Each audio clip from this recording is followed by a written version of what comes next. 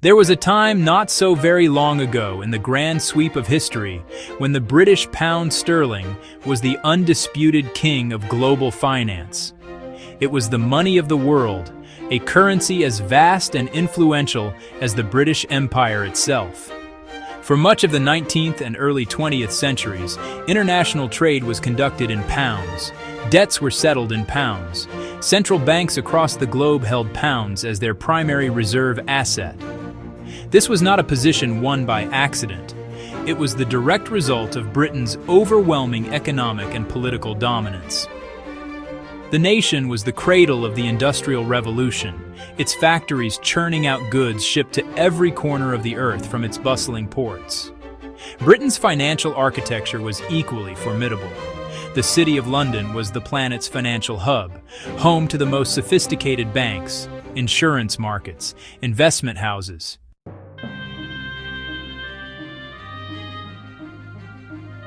The first and most devastating blow to the pound's dominance was dealt not in the counting houses of London, but on the battlefields of Europe.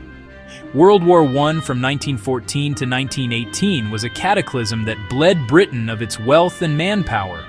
The staggering cost forced the nation to liquidate a significant portion of its overseas investments assets that had for decades generated income supporting its trade balance.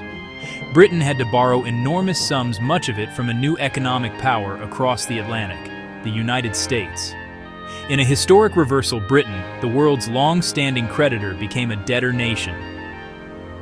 After the war, Britain was a shadow of its former economic self. Industrial base, worn-down infrastructure needing modernization, grip on global markets loosened. After the devastation of two world wars, the global economy needed a stable and predictable system for managing exchange rates and facilitating trade. Given the economic realities, there was only one currency that could serve as the anchor: the US dollar. The US dollar became the world's primary reserve currency in 1944 under the Bretton Woods Agreement, anchored to gold at $35 an ounce. Other countries pegged their currencies to the dollar, creating a stable, hierarchical system. Trust in the U.S. economy and the depth of its financial markets deepened the dollar's role, with U.S. Treasury bonds becoming the world's premier safe asset. This completed the transfer of the financial crown from the pound to the dollar. For Great Britain, the decline of the pound was a clear sign of its diminished global standing.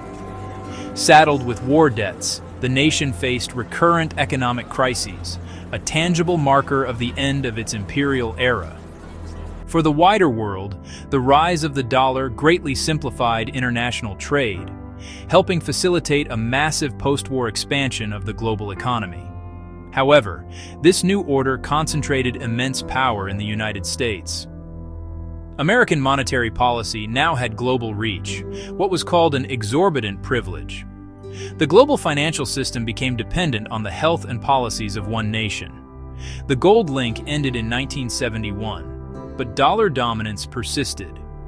It remains the primary currency for international trade, commodity pricing, and the world's main reserve asset.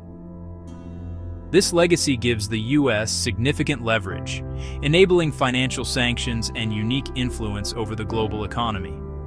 The world the dollar created is largely the world we still inhabit.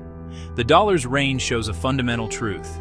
A nation's currency reflects its economic power, its political stability, and the trust it inspires. Global leadership is not permanent. It must be sustained by real economic strength and a stable institutional framework.